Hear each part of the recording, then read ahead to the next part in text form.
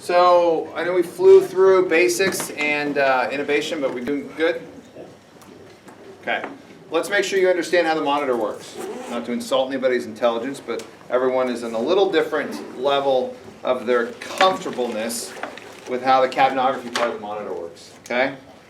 So, plugs in here on the side. Some people, the tendency is to push it down and try and like use two hands. Push it down with this. So there's a little, you'll see a little half moon.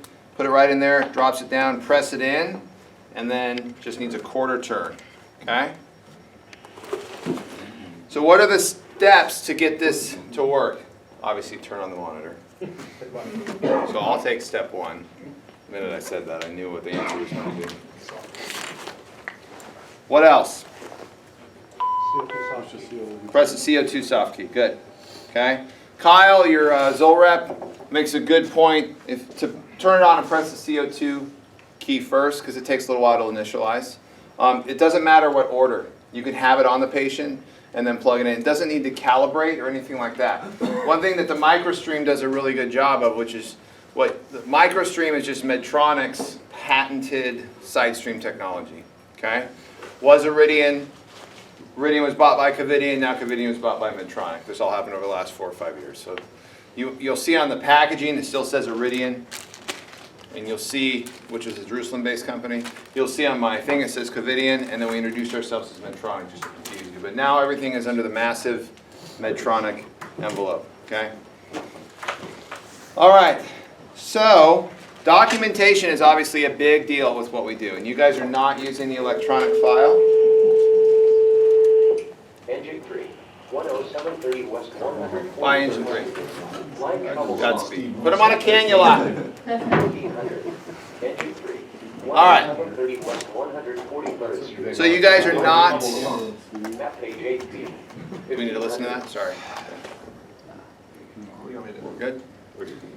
So you guys do not download the entire electronic file into your PCR, right? You're still relying on a printout to scan and then attach. So how do you make sure that, because obviously you're going to want a printout for when you intubate your patient, when you move your patient, when you pass your patient off, ideally at least 3 times, right? So how do you make this monitor record into your code summary?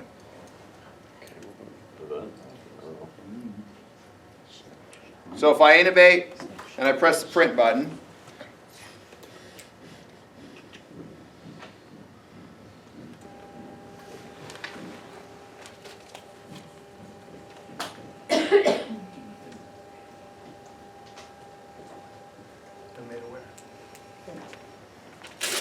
bingo, I've got my proof that I was in the right spot. Nice, well, sort of waveform. Okay.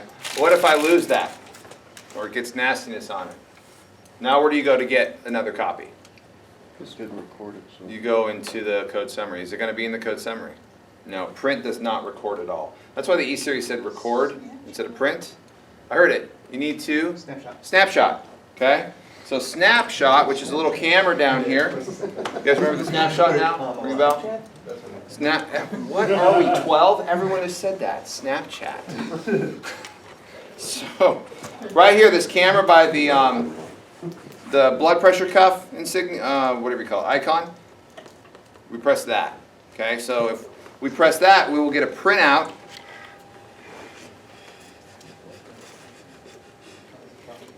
"12 seconds on either side of this, you have a little emblem of the camera, and 12 seconds before you press it, and then 12 seconds after.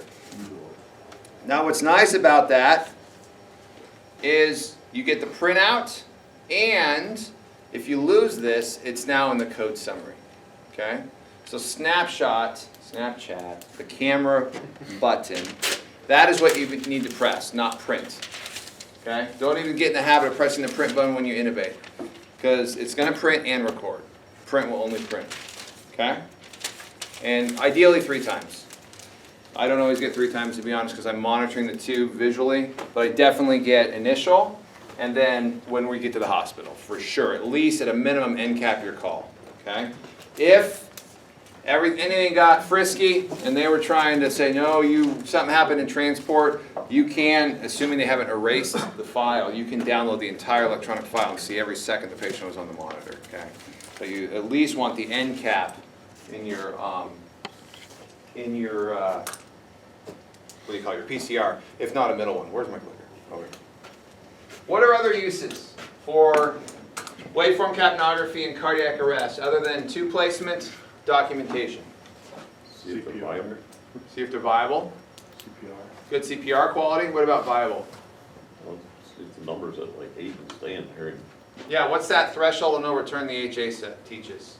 10. 10. And that comes from research that is related to viability. And the research showed after 20 minutes of intervention, if it's less than 10, they have a 0% survivability rate. So that's where 10 comes from. There's consensus in the field saying that number might be higher, might be 12 to 16. So that, arguably that number is a little archaic, but it is in the AHA, okay? And then you said quality of CPR. Why does CPR affect your end tidal CO2? Respiration. Because it's a perfusion, right?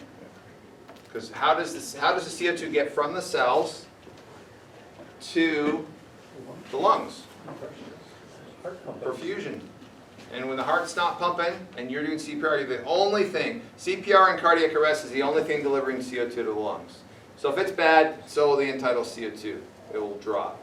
If you're doing good CPR, it'll be higher than if you're doing bad CPR. If you're doing good CPR and you improve your CPR, they found in real time, about 10 to 15 seconds, you'll see that end tidal CO2 come up. And then you have additional things in your new monitor for feedback on CPR quality. Okay? Which are, Yeah, you have the depth, you have the little diamond you're trying to fill. Those are like compression to compression feedback. Okay? And if you do enough of those bad, it'll affect your end tidal CO2. So you kind of use both. But every single compression, really this is invaluable. Because even Dr. Daniel Davis, who's a big name in research, who totally agrees end tidal CO2 and CPR quality are linked, he says as medics, on that monitor you focus though for CPR quality on you've got a depth indicator, you're filling the diamond, because that's like right now, so you're not doing 20 bad compressions and then the end tidal CO2 is starting to come down. Okay? So you got both that you can use for feedback. And I wanted to get a very good reminder for you of what quality CPR looks like. So I found a professional in the field who will give you a pretty good demonstration of what quality CPR looks like. So, assessing the situation, are they breathing? No, Rose, they are not breathing, and they have no arms or legs. No, that's not part of it. Where are they? You know what? If we come across somebody with no arms or legs, do we bother resuscitating them? I mean, what kind of quality of life do we have there? I would want to live with no legs. How about no arms? No arms or legs is basically how you exist right now, Kevin. You don't do anything. All right, let's get back to it, because you're losing them. Okay, too fast. Everyone, we need to pump at a pace of 100 beats per minute. Oh, okay, that's hard to keep track. How many is that per hour? How's that going to help you? I will divide and then count to it. Right. Okay, well, a good trick is to pump to the tune of Staying Alive by the Bee Gees. Do you know that song? Yes, I do. I love that song. First I was afraid, I was petrified. No, it's Staying Alive, Okay, yes, Staying you Alive. were in the parking lot earlier. That's how I know you.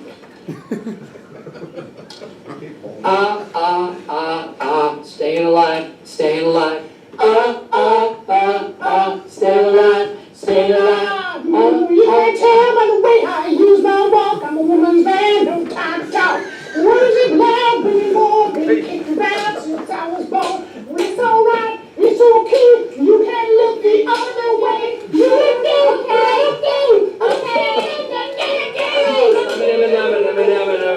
Staying alive, staying alive. Yeah, okay, you didn't maintain 100 beats per minute, and the ambulance didn't arrive because nobody called 911, so you lost him. Okay, he's dead. Anyone know what we do next? Anybody? Rose? I have no idea. Anyone else? We bury him. Wrong. And check for an organ donor card. If he has one, we only have minutes to harvest. There's no water. Check. He is an organ donor. He is? Yeah. Give me some ice in a styrofoam bucket. Here we go.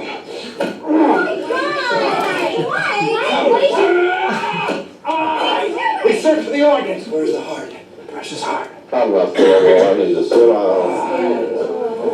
Yeah, what's it? Hey, please. Are you okay?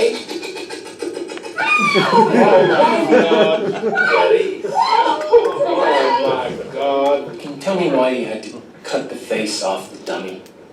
I didn't think it was very realistic in the movie, and it turns out it's pretty realistic. We had to pay for it. Cost us $3,500. $5,300 for a dummy? Wow. Okay, look, David, this is why we have training. We start with the dummy and learn from our mistakes, and now Dwight knows not to cut the face off of a real person.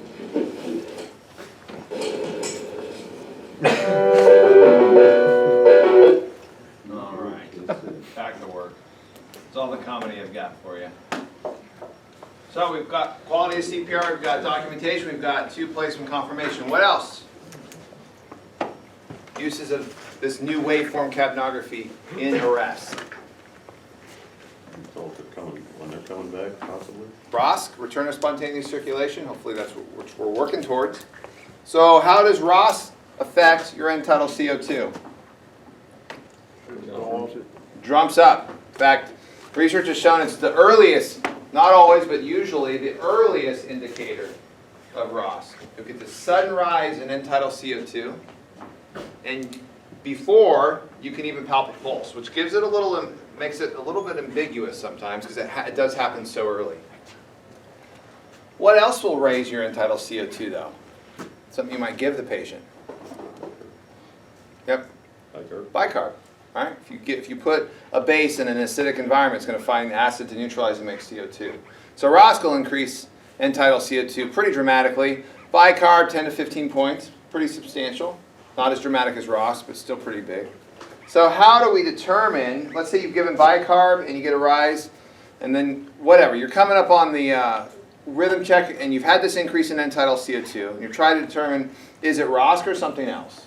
Because epinephrine's all over the board in how it'll affect end tidal CO2. It's actually kind of annoying. Epi, in one study, increased end tidal CO2 in a third of the patients, decreased end tidal CO2 in another third, and another third did nothing. And there's all these complicated theories why, but epi is completely unpredictable in what it does to your end tidal CO2. So you've got a couple things that can affect the end tidal CO2. You come to the rhythm check, what do you do with CPR? Pulse first. You stop, unless your doc lets you use the see-through CPR. Okay? You stop and you're checking for a pulse. So look at your end tidal CO2. Let's say it goes from 20 to 40. Could be ROSC, could be bicarb, may or may not be epi. So if you have ROSC and you stop CPR and your end tidal CO2 is at 40, what will the number do if you have ROSC? It's going to stay. It might not stay at 40, it might drop once you take away some of the perfusion support of CPR, but it's not going to do what? Tank. Because if you don't have ROSC and you stop CPR, your number will definitely, within a few seconds, go to 0. Okay, because CPR is the only thing being delivered. If you quit doing CPR and now there's still CO2 being delivered to the lungs, well, that must be the patient's system doing that. Okay? The other thing you can use this information for is to minimize the interruptions to CPR. So if you're cruising along at 20 and you haven't changed ventilations, come to your rhythm check, still do a very quick pulse check to say you did it, and then get right back on that chest. So the understanding how ROSC affects end tidal CO2 can help you detect ROSC before you can do a pulse, can help you minimize the interruptions to CPR, and can help you troubleshoot, is it ROSC or something else that raised the end tidal CO2 by watching the number when you stop CPR. Make sense? Okay. What do you think? Cardiac arrest goal. We just said the AHA's teaches a threshold of 10. But where does that 10 come from? The point of no return, right? 10 is the point of no return. Below 10 is the point of no return after 20 minutes of intervention. And again, newer consensus is saying 12 to 16. I don't know if that's research-based, but I've heard it from medical directors. One system, in their protocol, if the end tidal CO2 was less than 16, after a certain time period, that could be part of a reason to call the doc for pronouncement. Okay? And low end tidal CO2, profoundly low, definitely less than 10, after several minutes of intervention can be part of your clinical picture to present to your doc for pronouncement. Okay? Because it does have an indicator. End tidal CO2 in arrest has an indicator of prognosis. Okay? The problem with 10 is it's too low, in my opinion. because you can do CPR on a freshly frozen cadaver. They did this. Warm it up and get 20s and 30s. So it does, 10 is grossly low. That's why it's the point of no return. Plus, if 10 is the point of no return, don't we want a trigger point to start making adjustments long before we get to the point of no return, right? And that trigger point should be supported by research, not just randomly arbitrary, throw a number out there. So what research has shown us in shock and trauma with cannula capnography, it has established a decompensation threshold of 20. So if you're worried about shock and your patient is less than 20, and I won't belabor this, we could spend 2 hours just on this topic and all the research, because the link between end-tidal CO2 and perfusion is no longer the office and this qualitative, when it goes up if you do better CPR, it's low if you do crappy CPR. They've quantified the relationship, it's linear, it's predictable, and it's becoming one of the better indicators of perfusion. End-tidal CO2 is becoming one of the better indicators of perfusion. Even newest research, arguably even the hospital setting, which is not going to, of course, they'll take a while. But in our setting, it's the only indicator of perfusion. Blood pressure does not measure perfusion, okay? Your end-tidal CO2 does. What they found is if you're worried about shock and your end-tidal CO2 is less than 20, not 100%, but there's a high correlation to decompensation when they pull other measures of perfusion. They're too low. You're not perfusing vital organs, particularly when they compared it to mean arterial pressure. So MAP is kind of the hospital gold standard of perfusion. And in that study, they found that an end-tidal CO2 of 20 to 21 consistently lined up with an end-tidal CO2 of 20 to 21 consistently lined up with a mean arterial pressure of about 65, which is minimum MAP. Okay? So in shock, less than 20, not perfusing vital organs. The newer research hasn't focused on, well, I don't care about so much the minimum decompensation threshold, but what about patient survivability? And that number is hovering right about 25. So in shock, if they're below 20, they're decompensated. But if they're below 25, for very long, their survivability decreases dramatically.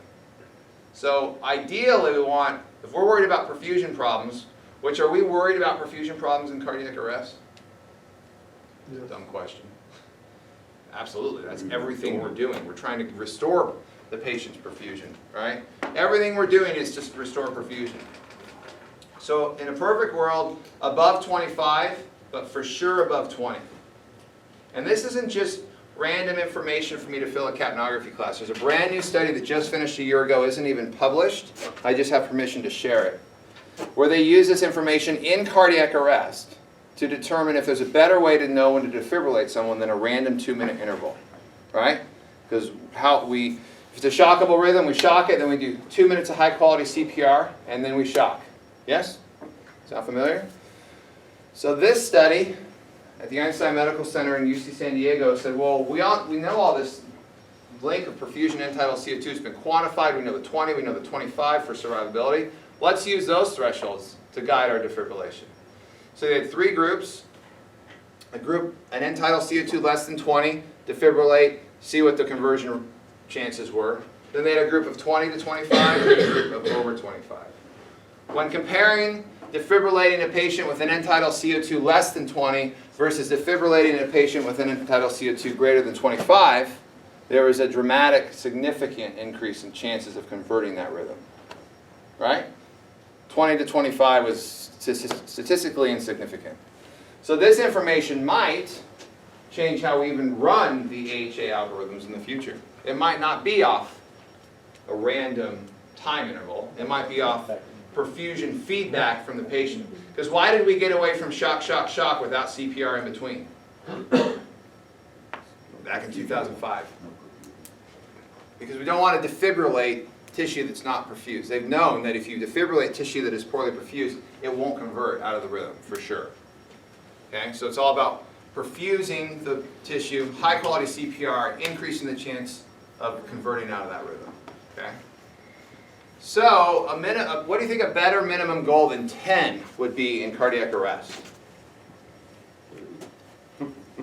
30?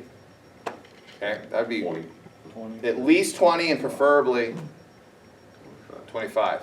Okay? And not only is that physiologically and research supported, when we look at perfusion research on end-tidal CO2.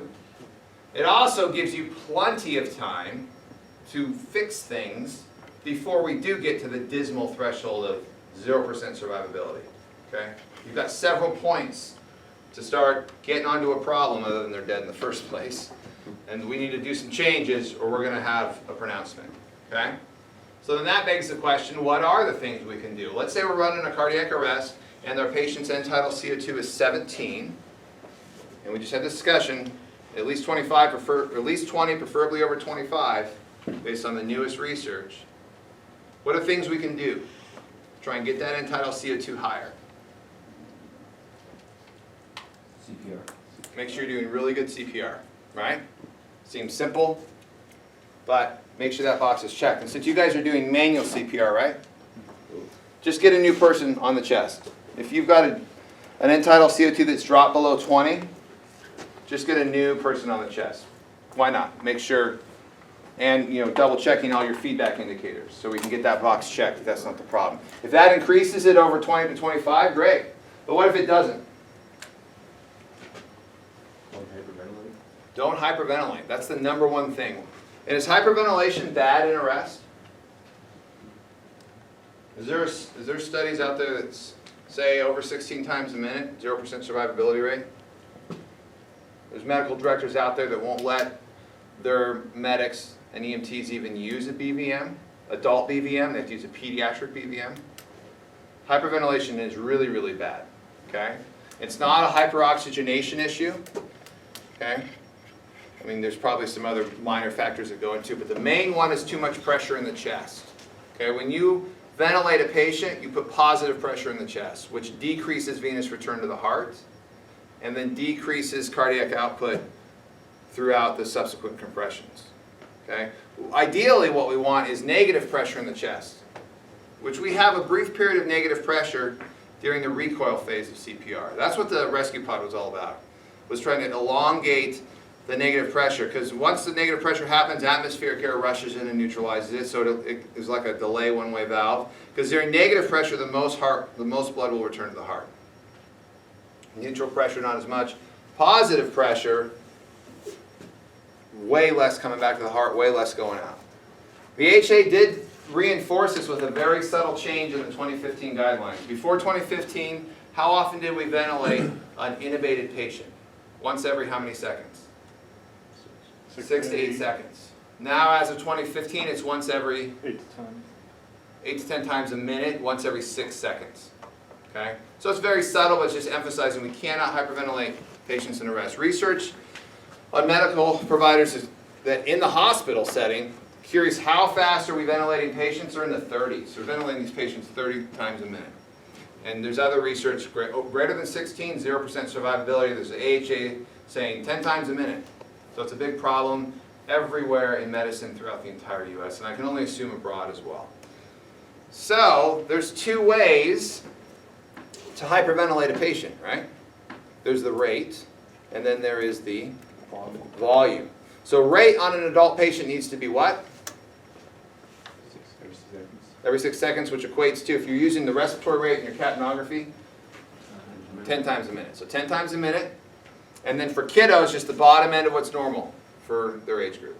So if it's 20 to 30, ventilate them 20 times a minute. But what about volume? What's the appropriate volume? Just 600. Third to a half. Did someone tell you that? Tuesday. What's that? I was here on Tuesday. I'm sorry, you heard again. For the fast version. So third to half the bag, 300 to 500 ml is the tidal volume, average tidal volume of an adult. Okay? So a third to half the bag if you're using adult BVM, a third to half the bag if you're using pediatric, a third to half the bag if you're using infant on infant. Okay, if you line the BVM up with the right patient and use a third to half, that'll roughly be the appropriate volume in arrest. And then 10 times a minute for an adult and bottom end of normal for a kid. Okay? All right, so, and the reason we're talking about this is because hyperventilation lowers end-tidal CO2. So it can easily put us below our minimum threshold of 20. So let's say we've checked off hyperventilation, we're not doing it. We've checked off CPR, we've even put a new person on the chest, and all the feedback indicators are saying you're doing really good CPR. Is there anything else we can do to try and increase our patient's end-tidal CO2 above 20 and preferably 25? Besides bicarb? Sodium bicarb. Because what do you need? What happens in acidosis? We throw metabolic acidosis around a lot, but what does metabolic acidosis really mean at the chemistry level in the body? Buildup of lactic acid. What's that? Buildup of lactic acid. So you have acid, maybe lactic acid, like in sepsis. Might be ketoic acid, like in DKA, but you have a buildup of acid. Okay. And what is tasked with neutralizing the acid in the body? Bicarb. There's only so much bicarb to go around. In a profound acidosis, the acid will win the balance and overwhelm the bicarb and continue to drop the pH. So when we say metabolic acidosis, clinically that is defined as an acid, so acidosis problem, so pH less than 7.35. And then when we look at the bicarb, it's depleted, it's redistributed, it's burnt up, it's used up, it can't keep up. So low bicarb with a low pH is the clinical definition through blood gases of metabolic acidosis. Does that make sense?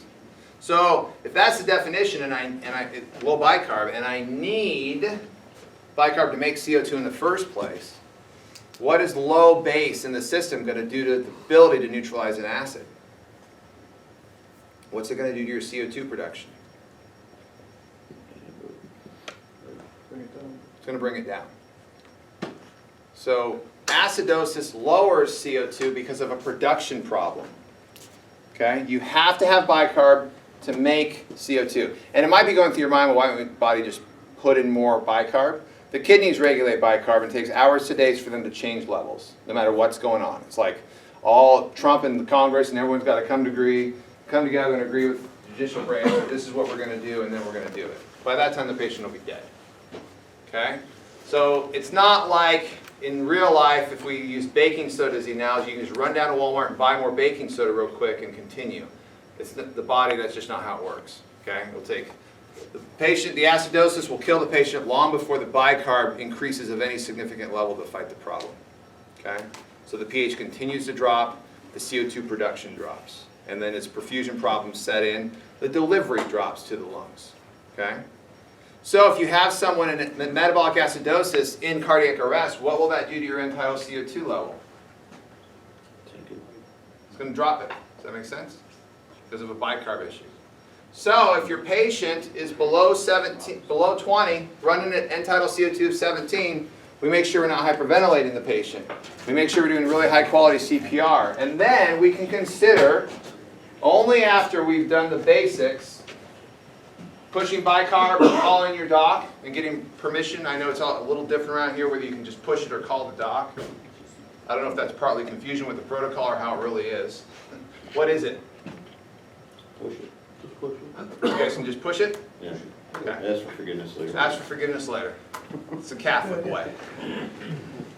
So consider pushing the bicarb. Now just be clear, there is no research to support using end-tidal CO2 as a guide to bicarbonate administration. Okay? It needs to be vetted in research. But it is theoretically sound, in my opinion, and it is more physiologically, theoretically, pathologically sound than how do we typically, without this discussion, how are we pushing bicarb?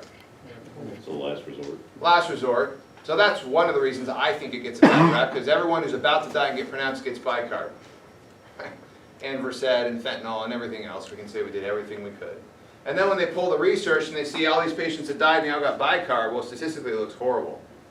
Okay? But there's that. What else? When are we supposed to consider bicarb in arrest? Prolonged. Prolonged downtime. So 10, 15 minutes in, they get some bicarb. Right? But do all patients 10 to 15 minutes into arrest, are they all profoundly acidotic and depleted their bicarb? Not the early ones that you get there soon and are properly ventilating them and doing good CPR. So 10 minutes in, slamming with bicarb hardly fits achieving a range of 7.35 to 7.45. That's a super narrow range. It's the other problem with bicarb in the pre-hospital environment. Even in the hospital environment, if you're using the iStat at the bedside, it's still several minutes to get a readout. So it's hard to get good feedback with bicarb. Okay? So the way I do bicarb is if it's less than 20, I try number 1 and number 2.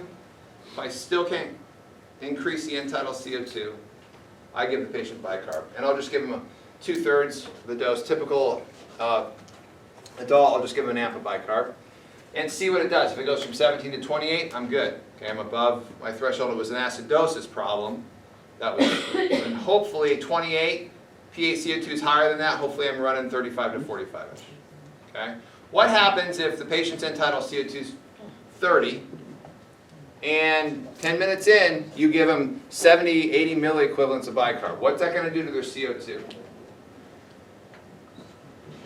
might spike it. What's that? It's going to spike it. So now their end-tidal CO2 is 50. So now you have an impossible decision to make. First off, you're going to have to completely guess whether you made them now alkalytic. And 30 is arguably normal-ish for a dead person. Okay? Because the PaCO2 is where the pH is defined. And end-tidal CO2 and PaCO2, there's a gap in, for sure, in arrest. And it's going to be, the PaCO2 is going to be higher than end-tidal CO2. So if your end-tidal CO2 is sitting at 30, and just arbitrarily throw 10 on that, that means your PaCO2 is 40. That's almost normal range. Okay? And now did you make them alkalytic? Who knows? Because ROSC won't happen if they're acidotic, and it won't happen if they're alkalytic. So just because you exchange one doesn't help. The other thing is now you're sitting with an end-tidal CO2 of 50. So if you want to correct that, what's your only option? Keep doing CPR. CPR, and what about how you ventilate? You got to hyperventilate it down if you choose to correct it. And even making the choice to correct it's impossible. Okay? So you get yourself in this cycle, a vicious cycle with bicarb by just arbitrarily at 10 minutes giving them a bunch of base. Okay? I think the end-tidal CO2 is a much better choice, but it does need to be vetted with research to be sure. Does that make sense? Yes. How quickly does that change? If The bicarb? Fairly quickly. Now, if there's a prolonged downtime, it might not change at all. Okay, so we way oversimplified. Acid plus base equals CO2 and water. Acid plus bicarb.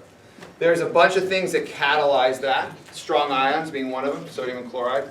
So a prolonged downtime, if those balances, because everything in a classroom when we talk about body chemistry happens on a whiteboard in a vacuum, but everything in the body happens in an aqueous environment. So that aqueous environment has to be balanced to drive these equations. So prolonged downtime, you give someone bicarb and it doesn't change their CO2, that aqueous environment is way out of whack, and it could be for something acute like dialysis, but it could be also the prolonged downtime.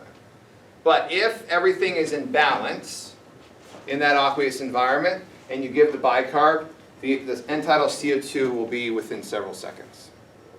Okay, good question. All right, so we have tube placement, we've got ROS, we've got quality of CPR, we've got our minimum thresholds, don't hyperventilate, consider bicarb. Are we missing anything? Good? Any questions on cardiac arrest and your waveform capnography? That's pretty much the gist of it. All right, so just to make sure we're totally clear,